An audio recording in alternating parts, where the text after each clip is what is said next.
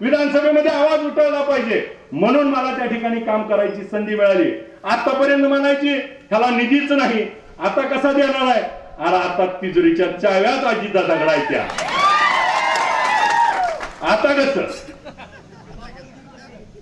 आणि मग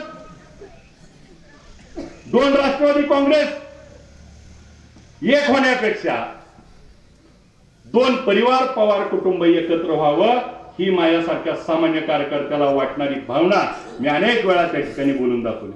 आणि याला आता त्या ठिकाणी दोन्ही पवार कुटुंब एकत्र आले, त्यामुळे दोन्ही राष्ट्रवादी एकत्र आल्या।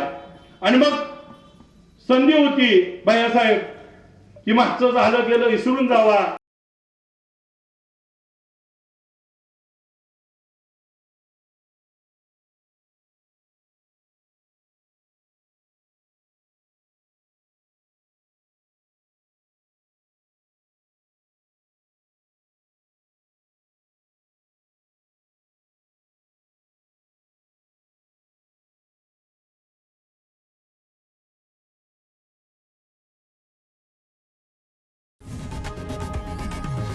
लोकशाही मराठी ऐका, पहा, जागरूक रहा।